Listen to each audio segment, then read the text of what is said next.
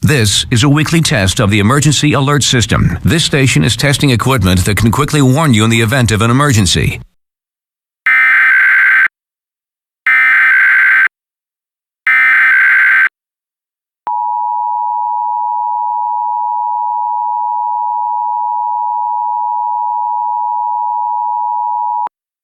A required weekly test has been issued for the District of Columbia and the District of Columbia, effective until 4:20 p.m.